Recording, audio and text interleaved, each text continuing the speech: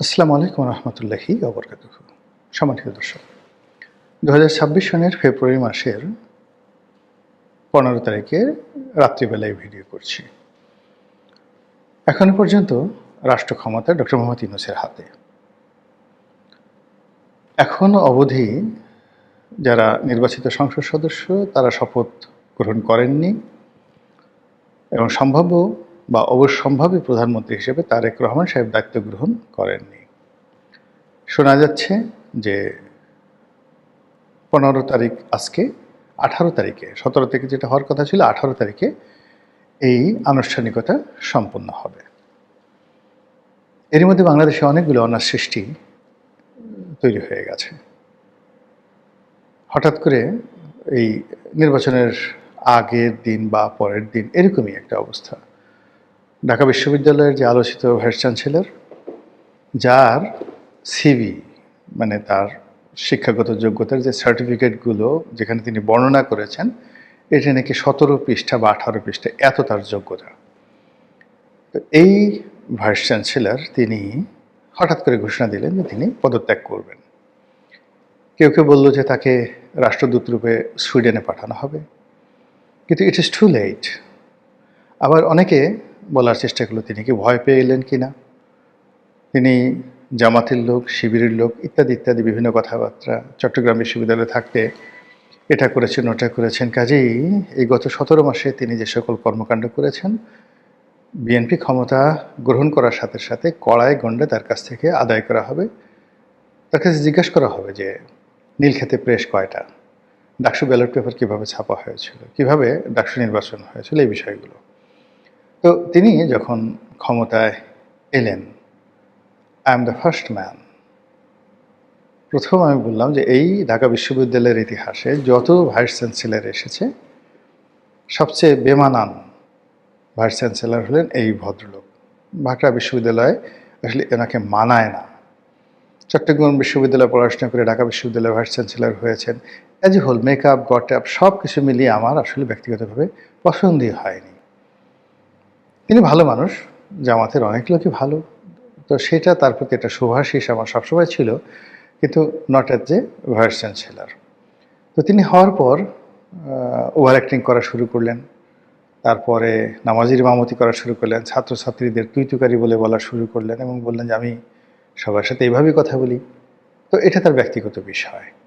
তো এরই মধ্যে তিনি যখন বিদায় নিয়ে চলে যাওয়ার কথা বললেন, তখন ছাত্রদলের যারা নেতাকর্মী তারা বললেন যে না না স্যার, আপনি যেতে পারবেন না, আপনাকে থাকতে হবে, আপনি থাকেন এবং আমাদের কাছে জবাবদিহি করে যান যে কিভাবে ডাকসু নির্বাচন হলো এবং কিভাবে ডাকসু নির্বাচনের ব্যালট পেপারগুলো নীলক্ষেতে ছাপা হয়েছিল, এই বিষয়গুলো নিয়ে আপনাকে জবাবদিহি করতে হবে। এনিওয়ে, মানে এটা অনার সৃষ্টি এই বিএনপি নির্বাচিত হওয়ার সঙ্গে সঙ্গে। অন্যদিকে ক্যাবিনেট সচিব তিনি হঠাৎ করে পদত্যাগ করলেন বা তাকে বাদ দিয়ে দেওয়া হলো। ডক্টর আসিফ নজরুল বলছেন যে তিনি অনেক আগে চলে যেতে চেয়েছিলেন। ডক্টর আব্দুর রশিদ, পর্যায়ক্রমে তার সাথে আমার একটা খুব ভালো সম্পর্ক ছিল। তার স্ত্রী, তিনিও এডিশনাল সেক্রেটারি ছিলেন, আর এই ভদ্রলোক হলো তার যে ব্যাচ, সেই ব্যাচের ফার্স্ট বয় এবং আপাদমস্তক ভদ্রলোক, সৎ এবং লেখক মানুষ। প্রচণ্ড মানে ব্যক্তিগতভাবে যদি কাউকে 100-তে 100 নম্বর দিতে হয় যে অনেস্ট, সেই অনেস্ট মানুষ হিসাবে আপনি তাকে সেই নম্বরটা দিতে পারেন। তার যখন সময় ছিল না, মানে তার যখন হাতে অনেক সময় ছিল, চাকরি ছিল না, তিনি মাঝে মধ্যে আমার অফিসে আসতেন। দীর্ঘ সময় আমরা গল্প করতাম। তার লেখা বেশ কয়েকটি বই তিনি আমাকে দিয়েছেন, আমার কয়েকটা বই আমি তাকে দিয়েছি, এরকম সম্পর্ক। তো হঠাৎ করে তিনি যখন একেবারে প্রথমে শিক্ষা সচিব হলেন, তারপর ক্যাবিনেট সচিব হলেন, আমার কাছে মনে হলো যে জিনিসটা ভালো হলো না। তা আমি কী যেন একটা কথা বলেছিলাম একটা জায়গাতে, একটু হালকা করে, যে এটা তার ঠিক হয়নি, এটার জন্য তাকে সারা জীবন পস্তাতে হবে। তখন তার স্ত্রী আবার আমাকে টেলিফোন করেছিলেন অথবা মানে একটা মেসেজ দিয়েছিলেন। তখন আমি তাকে বললাম যে ভাই, আমি আপনাদের পরিবারের আপনজন মানুষ, আমার কাছে যেটা ভালো মনে হয়েছে আমি সেই কথাই বলেছি। এনিওয়ে, ওনার সঙ্গে আমার যে সম্পর্ক, তাতে গত 17 মাস উনি ক্যাবিনেট সচিব, তার সঙ্গে আমার 2-1 বার কথা হতে পারত, কিন্তু কখনই মানে আমার যে অভ্যাস, অনেক বড় বড় মানুষের সাথে আমার খুব ভালো সম্পর্ক, কিন্তু আমি যেই মুহূর্তে সে ক্ষমতাধর হয়ে যায় আমি তার থেকে 133 মাইল দূরে থাকি। একইভাবে আসিফ নজরুল সাহেবের সঙ্গে ভালো সম্পর্ক, আমার ডিপার্টমেন্টের স্যার, বড় ভাই, বন্ধুর মতো সম্পর্ক। কিন্তু এই গত 17 মাসে তার সঙ্গে আমার কখনো কথা হয়নি।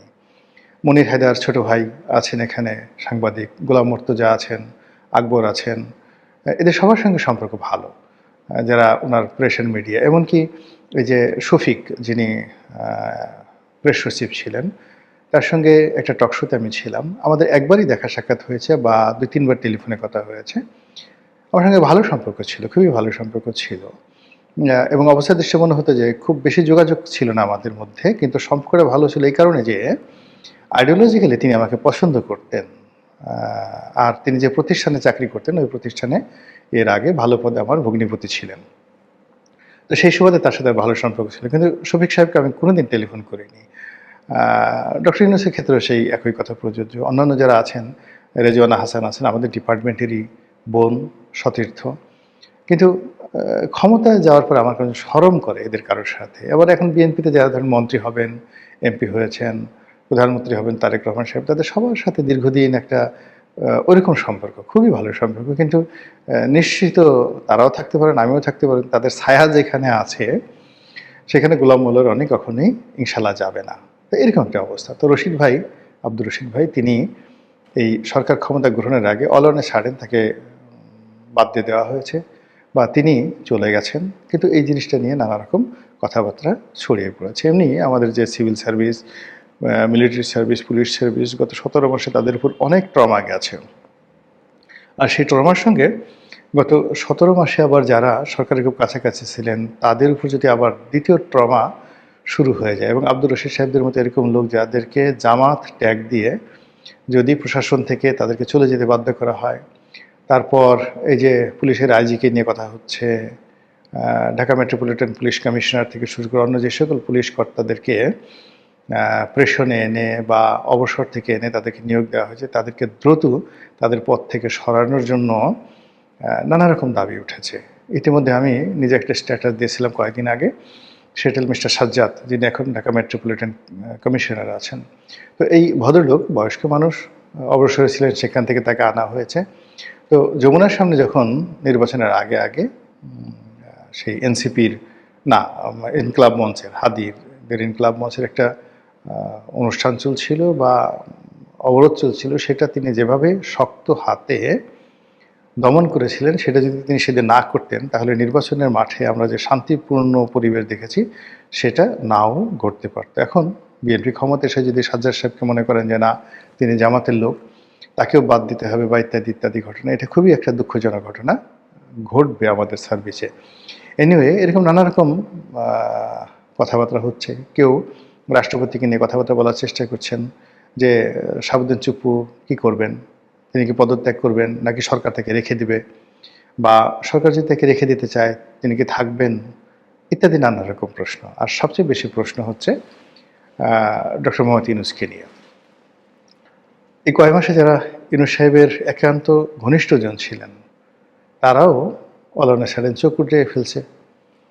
ইউনূস সাহেবকে তারা যে চিনেন, কথাবার্তা ভাবসাব দেখলে মনে হচ্ছে না। আবার সেই ইউনূস সাহেব যদি 2 দিন পর রাষ্ট্রপতি হন, এখন যেভাবে সংস্কার কমিশন হয়েছে সেই সংস্কার কমিশনে রাষ্ট্রপতি এবং যাকে বলা হয় প্রধানমন্ত্রী, এই দুজনের ক্ষমতার যে ভারসাম্য তৈরি করা হয়েছে, এটা যদি বাস্তবায়িত হয় তাহলে পাকিস্তানের প্রধানমন্ত্রীর যে এক্সিকিউটিভ পাওয়ার সিন্স 1950, অর্থাৎ পাকিস্তান শুরু হওয়ার পরে মোহাম্মদ আলী জিন্নার যে গভর্নর হিসেবে তার যে পাওয়ার ছিল, এই পাওয়ারটাই মোটামুটি পাকিস্তানের রাষ্ট্রপতির রয়ে গেছে আংশিকভাবে। এবং প্রেসিডেন্ট ইয়াহিয়া খান, প্রেসিডেন্ট আইয়ুব খান, তাদের যে ক্ষমতা ছিল প্রেসিডেন্সিয়াল ফর্ম অফ গভর্নমেন্টের দিক থেকে, যেমন জেনারেল পারভেজ মোশাররফ, জেনারেল জিয়াউল হক, ঠিক সেই ক্ষমতার একটা বিরাট অংশ এখনও পাকিস্তানের রাষ্ট্রপতির রয়েছে। তো ওইরকম একটা আদল দিয়ে বা ওর সাথে আরও মডারেট করে আমাদের সংবিধান সংশোধন করে রাষ্ট্রপতিকে বিশেষ ক্ষমতা দেওয়া হবে। এখন সেই রাষ্ট্রপতি ক্ষমতা নিয়ে যদি প্রধানমন্ত্রীকে বিপদে ফেলতে চান তাহলে তিনি সেটা পারবেন। তো এক্ষেত্রে আসলে প্রধানমন্ত্রী তারেক রহমান সাহেবের একান্ত ঘনিষ্ঠজন যদি রাষ্ট্রপতি না হন, এটা তার জন্য একটা থ্রেট হিসেবে কাজ করবে। এক্ষেত্রে তার জন্য সবচেয়ে নিরাপদ তার স্ত্রী। তার স্ত্রীকে যদি রাষ্ট্রপতি হিসেবে মনোনয়ন দেওয়া হয় তাহলে তিনি নিরাপদ। এমনকি তার দলের যারা লোকজন আছেন একান্ত ঘনিষ্ঠজনকেও রাষ্ট্রপতি বানিয়ে তিনি যাকে বলা হয় নিশ্চিন্তে থাকতে পারবেন না।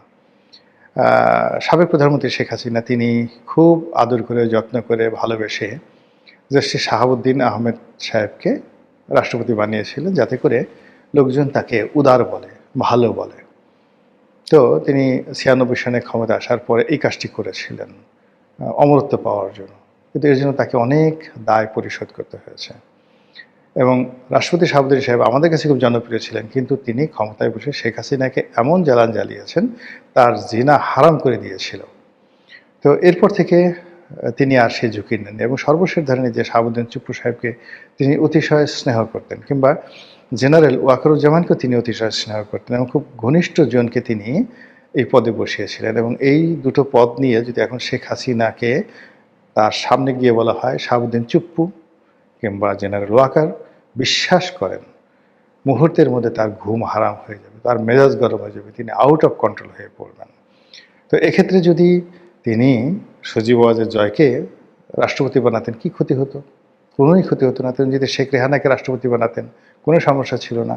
তো এখন এই যে বাংলাদেশে যে পর্যায়ে সংস্কার হতে যাচ্ছে, যে পর্যায়ে সব কিছু উচ্চকক্ষ হতে যাচ্ছে, নিম্নকক্ষ হতে যাচ্ছে, তো এই ব্যাপক সংস্কারের মধ্যে যদি তারেক রহমান সাহেবের হাত পা বাঁধা থাকে, উচ্চকক্ষের সঙ্গে হাত পা বাঁধা থাকে, পার্লামেন্টে হাত পা বাঁধা থাকে, সংবিধানে হাত পা বাঁধা থাকে, বঙ্গভবনের সঙ্গে, তিনি আসলে কিছুই করতে পারবেন না। আনাকুম জানাকুম এইভাবে করে নিধিরাম সর্দার হয়ে দেশটাকে আরও খারাপ অবস্থার দিকে ঠেলে দিয়ে তাকে পত্রপাঠ জেলে যেতে হবে, পত্রপাঠ ক্ষমতা হারাতে হবে।